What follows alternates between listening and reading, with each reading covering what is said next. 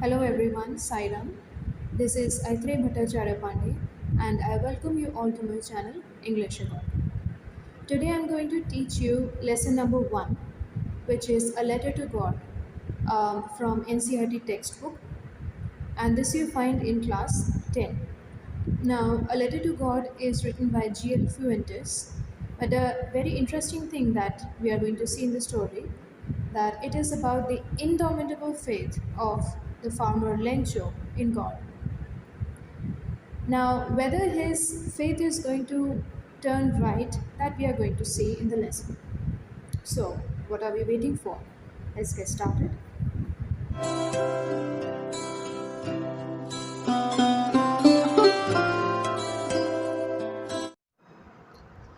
A Letter to God by G.L. Fuentes, lesson number 1 of class 10 NCERT. Before we begin the story, let's see about the author. G.L. Fuentes was born on 17 November 1897 in Veracruz, Mexico. His full name was Gregorio Lopez Fuentes. He was a Mexican novelist, poet, and journalist.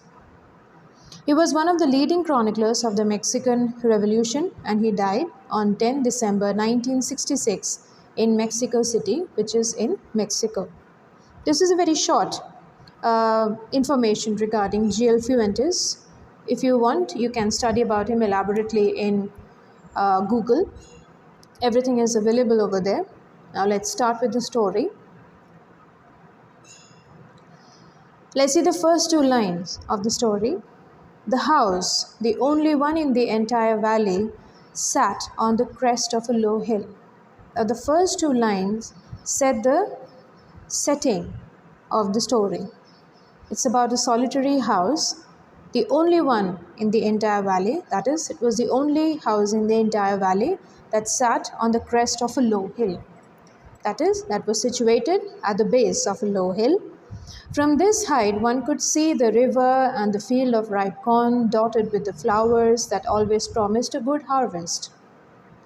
So the time was such for a good harvest, and it was a field of ripe corn. The only thing that was required, the only thing the earth needed was a downpour or at least a shower. That the earth needed downpour, rainfall, or at least a shower.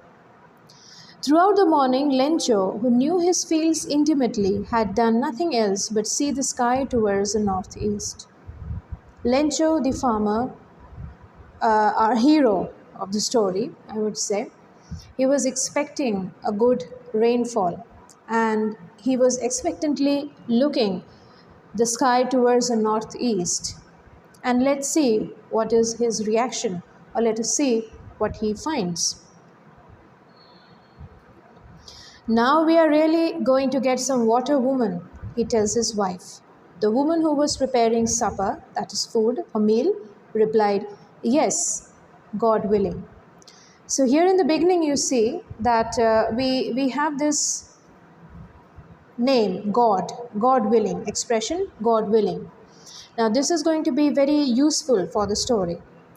The older boys were working in the field while the smaller ones were playing near the house until the woman called to them all, come for dinner. It was during the meal that, just as Lencho had predicted, big drops of rain began to fall. So just at that time, big drops of rain began to fall. That it already started shower. In the northeast, huge mountains of clouds could be seen approaching. The air was fresh and sweet. Now see how beautifully G.L. Fuentes has chosen his words. The moment the rainfall hits the earth, it creates a sweet scent, isn't it? The air was fresh and sweet. The man went out for no other reason than to have the pleasure of feeling the rain on his body, and when he returned, he exclaimed, these aren't raindrops falling from the sky, they are new coins. So this expression, these aren't raindrops falling from the sky, they are new coins. The big drops are 10-cent pieces and the little ones are fives.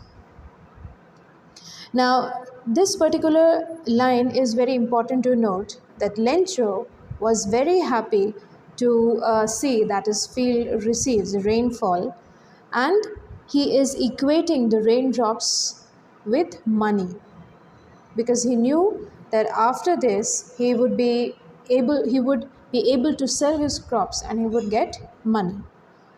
All right. With satisfied expression, he regarded the field of ripe corn with its flowers draped in a curtain. With satisfied expression, he regarded the field of ripe corn with its flowers draped in a curtain of rain. But suddenly, a strong wind began to blow, and along with the rain, very large hailstones began to fall. Now, here you see the tragic moment. Here you see the tragic moment. Okay, that he was expecting his rain, he was expecting his field to get good rainfall, but just at that moment, the rain turned into very large hailstones. These truly did resemble new silver coins. The boys, exposing themselves to the rain, ran out to collect the frozen pearls. And the hailstones for the boys, they were just like the frozen pearls. So they were out excited to collect the frozen pearls.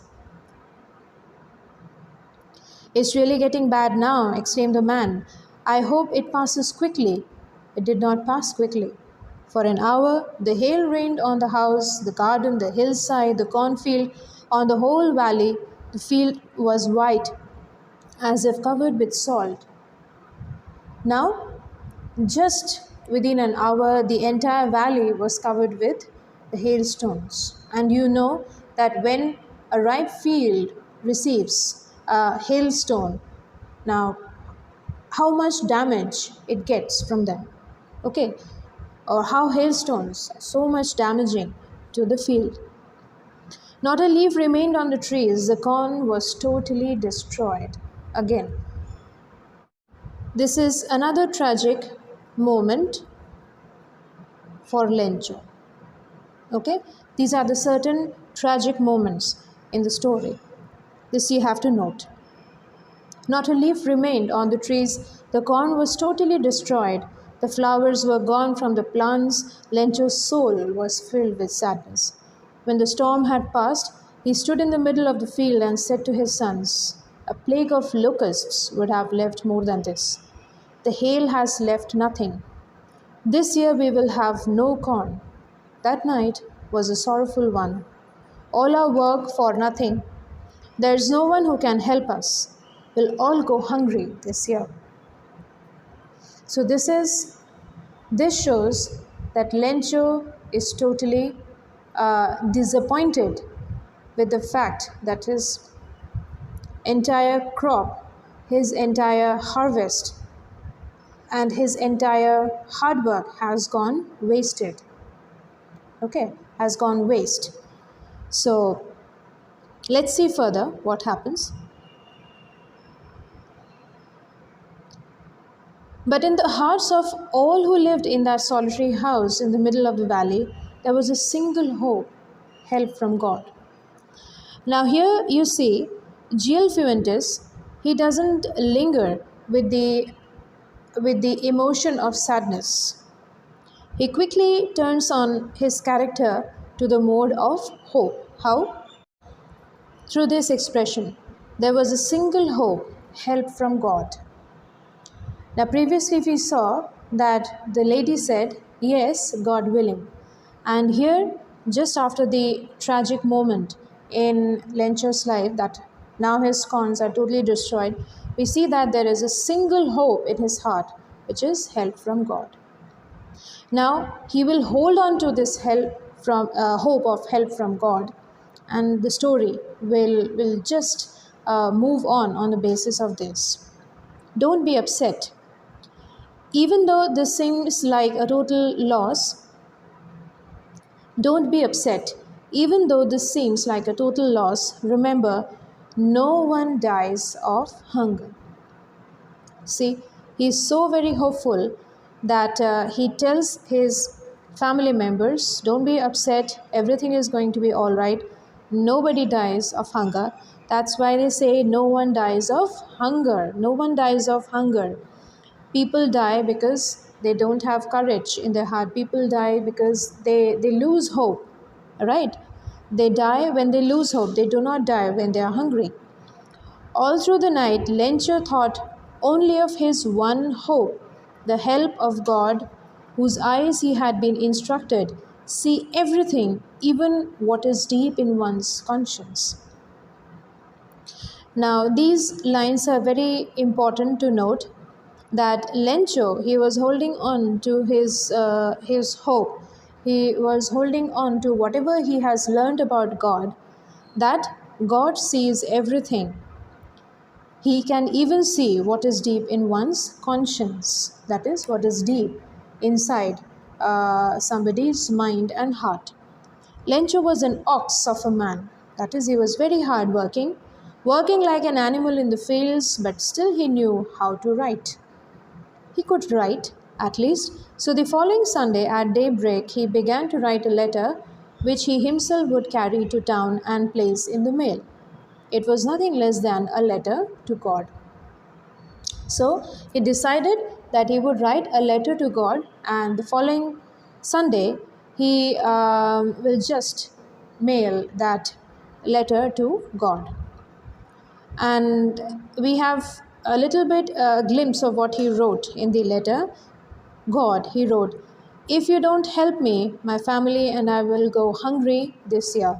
I need 100 pesos in order to sow my field again and to live until the crop comes. Because the hailstorm, and thereafter he described everything.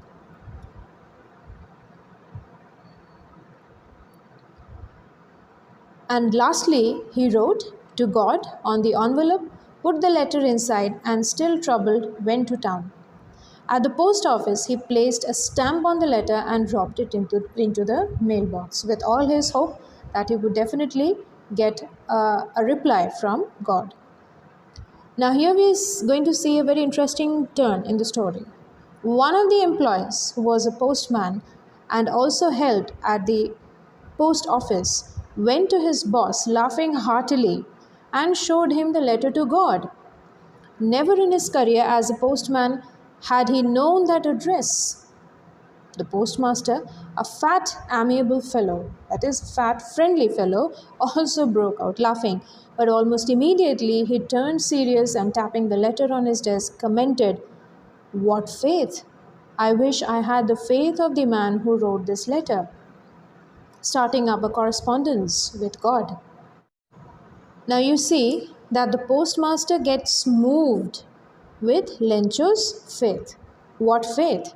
I wish I had the faith of the man who wrote this letter, starting up a correspondence with God. So even if the postmaster was laughing, he was moved by Lencho's faith. So, in order not to shake the writer's faith in God, the postmaster came up with an idea. So, he comes up with a marvelous idea that we are going to see, answer the letter. So, he comes up with the idea to answer the letter. Okay, but when he opened it, it was evident that to answer it, he needed something more than goodwill, ink, and paper. But he stuck to his resolution.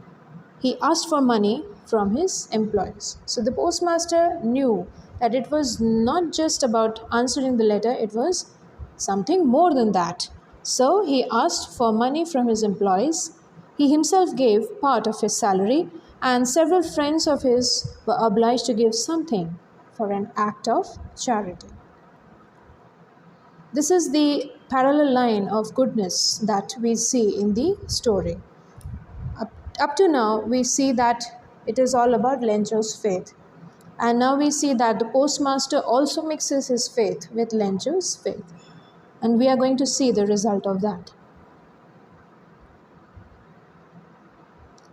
It was impossible for him, that is for the postmaster, to gather together the 100 pesos, so he was able to send the farmer only a little more than half. He put the money in an envelope addressed to Lencho, and with it a letter containing only a single word as a signature, God. Okay? Now you understand that postmaster was actually playing the role of God, or he was doing the things on behalf of God. So he just managed to collect more than a half of the money. I mean, just more than half of the money required. Okay, and he put that in an envelope, and he just put in the mail with the signature God. The following Sunday, Lencho came a bit earlier than usual to ask if there was a letter for him. It was the postman himself who handed the letter to him, while the postmaster, experiencing the contentment of a man who had performed a good deed, looked from his office. Now, here we see something very interesting from the postmaster's side. He was experiencing the contentment, that is, he was very satisfied because he did a good deed, that is, the act of charity. And he was quite hopeful that Lencho would be very happy after receiving the money. Now we have to see whether Lencho will actually be happy or not.